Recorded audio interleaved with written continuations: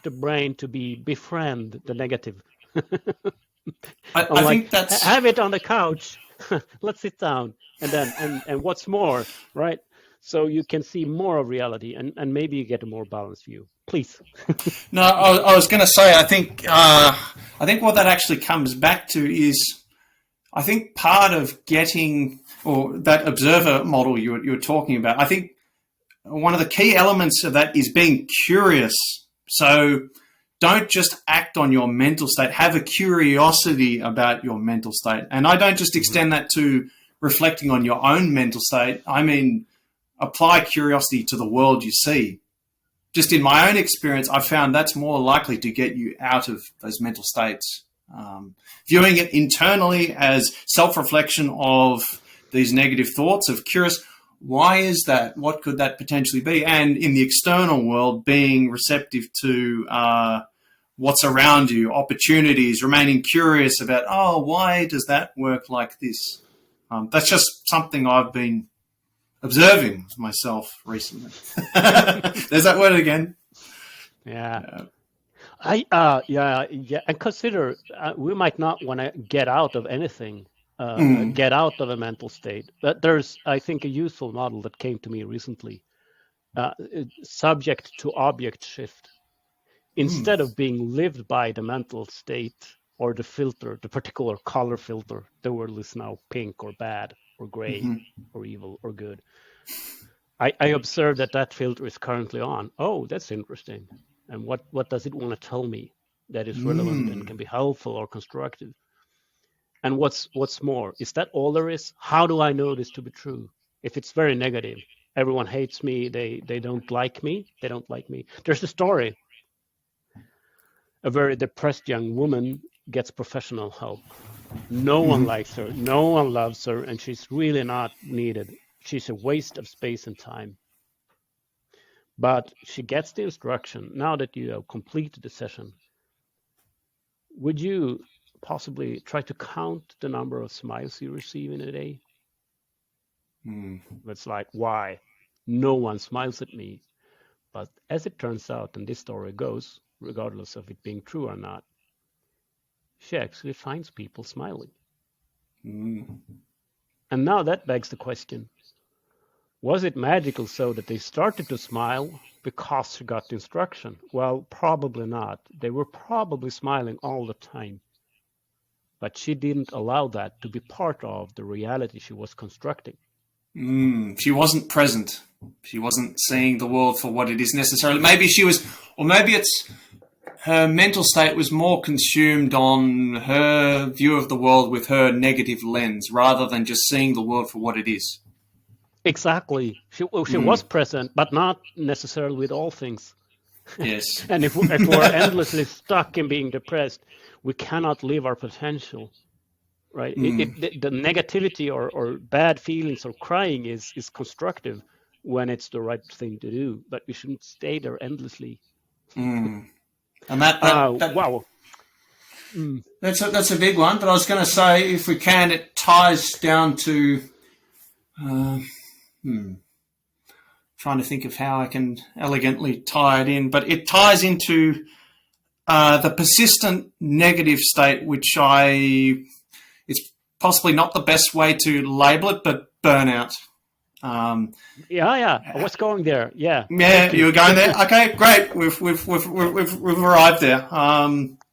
Burnout, very, very interesting one. I think it's very topical right now, particularly as people work from home. They're working longer hours without being conscious of it. There's that conscious word again.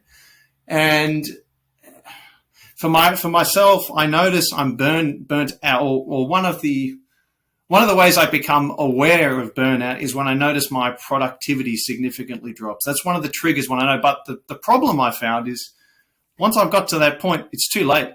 I'm already in the burnout state. And to get out of burnout, the only way I've found is time.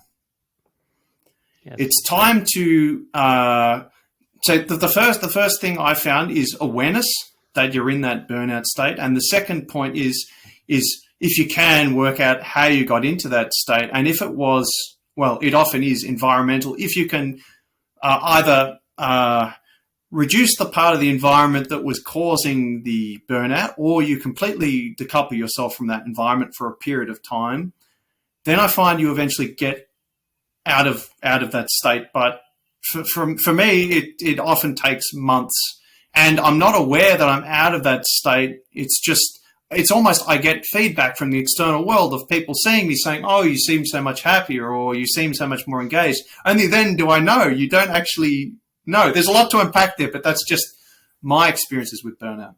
Oh, I'd love to hear yours. And now I'm going to do something drastic. I'm going to do a cliffhanger on that one. Okay. And so we talked about mental states. I was tempted to not only talk about burnouts, I was also tempted to couple this how you might be a person starting your own business or considering that. And my friend, I know you will go through a roller coaster of mental states, but I do think we're going to wrap, and we might record this burnout in a special, a separate episode, I think. Yep, sounds good to me. It's a big topic. So, right, it is. So, Glenn, the mental states, is there a wrap you'd like to do? As you pause for a moment, what is present? Yeah, so I guess if we think about it as kind of like a mental states of consciousness. So at a high level, you've got two states. You're either in a good mental state or a bad mental state, and we have transitions between the two.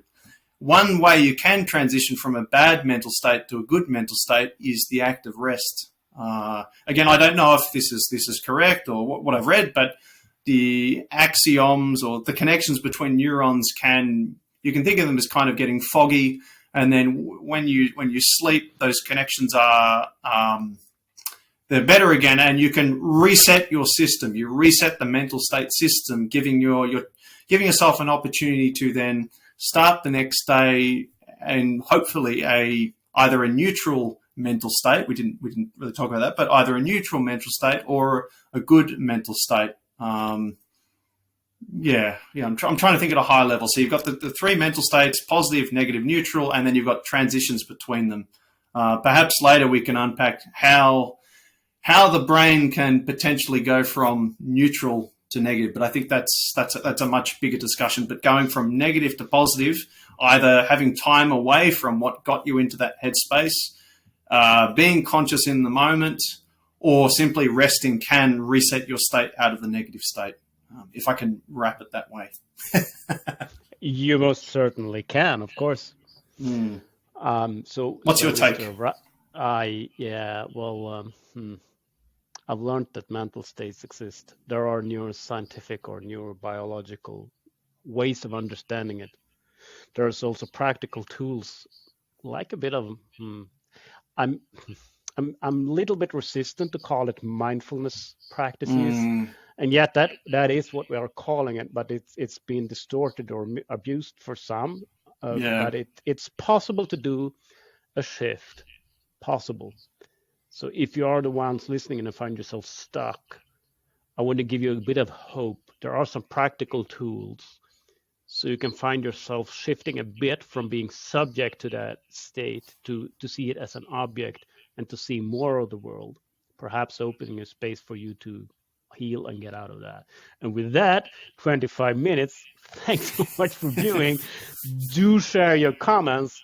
Glenn and Magnus tried to talk just a little bit about the mental states, and I found as a mental state, we were very active. Thanks for viewing, Me guys. too. And Thank you. Ciao. Ciao.